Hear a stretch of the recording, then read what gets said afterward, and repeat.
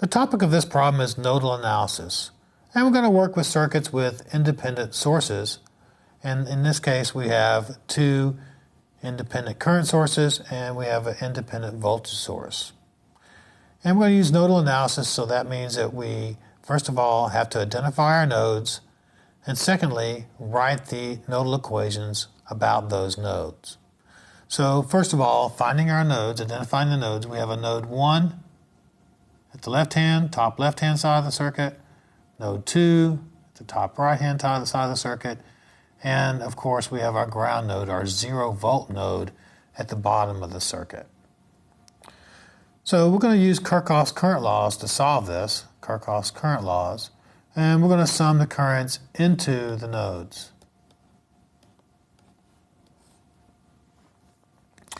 So let's look at that and see if we can do that.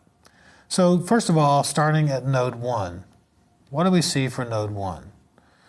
Looking at the currents flowing into node 1, we have a 6 milliamp source flowing into node 1, so it's going to be 6 milliamps.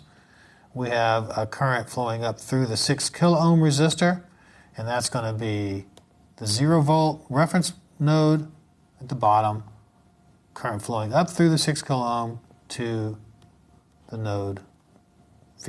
node 1 with voltage V sub 1. So it's 0 minus V sub 1 divided by 6K. And then we also have the current which is flowing through the 6-volt source at the top. So if we write this equation, we would then write an equation for some unknown current through this 6-volt source. So I'm going to call that I 6-volt. And I'm going to identify it in the right to left direction. And that's equal to 0. So we know from using nodal analysis and Kirchhoff's current laws that what we're looking for are the nodal voltages. So typically with Kirchhoff's current law, we would sum up the currents about each of our nodes, and we'd have a simultaneous set of equations which have a certain number of unknowns. In our case, this would have two unknowns, V sub 1 and V sub 2 for the different nodes. And we would then solve our two equations, our two unknowns, to find V sub 1 and V sub 2. But in the approach that we've just taken, we've introduced another unknown. We've introduced the current through the 6-volt source as an unknown as well, because we have no way of determining that current through the 6-volt source. So this approach is not going to work for us in this problem. And the reason for it is because we have a voltage source, an independent voltage source, which is between two nodes, but neither of those nodes are the ground node. So we don't have a reference voltage for the 6-volt source from one node to another node. So ultimately, if we were to continue writing these equations, we'd have two equations and we'd have three unknowns, and it would be unsolvable. So the way we get around this is we introduce the concept of a supernode. And what the supernode allows us to do is it allows us to kind of block off that independent voltage source which is floating up in the circuit between node 1 and node 2. And if we do this, then we'll be able to then write our two equations about our nodes, and then we'll also be able to, actually we're going to write one equation around a supernode, and then we're going to have a second equation which relates the nodal voltages to that 6-volt source.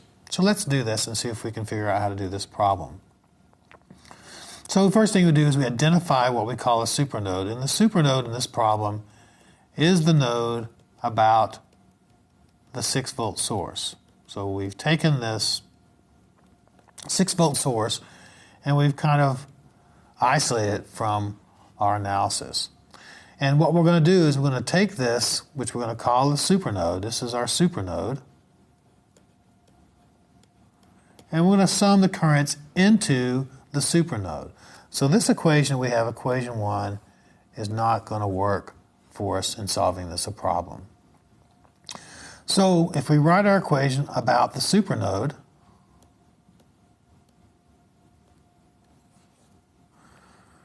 we would sum the currents into that supernode. We have current flowing from the 6 milliamp source flowing into it. We have current flowing up through the 6 kilo ohm resistor. We have current flowing up through the 12 kilo ohm resistor into this supernode. And the current flowing up through the right-hand side of the circuit as well. So let's add those currents up. First of all, we have 6 milliamps on the left-hand side. We have the current flowing up through the 6 kilo ohm resistor, so it's going to be 0 for the reference node minus V1 divided by 6K.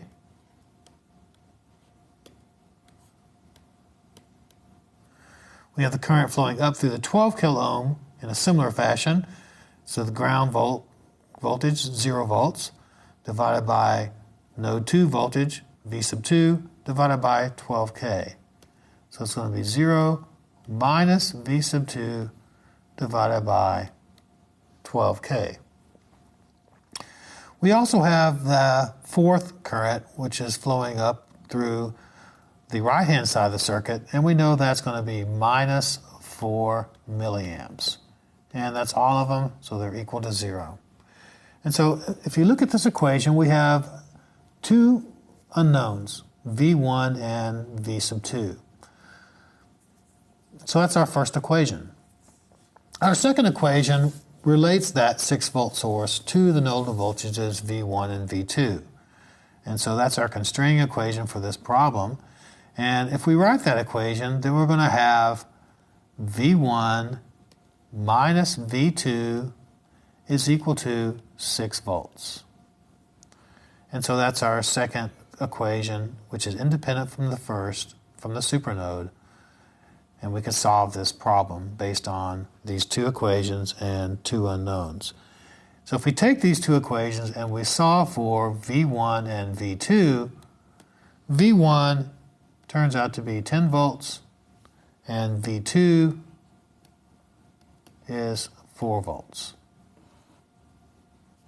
So this is an example of a supernode problem, and we identified it as a supernode problem because we had a voltage source which was between two nodes, and one of them wasn't a reference node. It wasn't a known voltage, so we could not work this problem. So we had to go back and identify a supernode, write the equation around the supernode, and also the additional equation which relates to supernode voltages to the nodal voltages.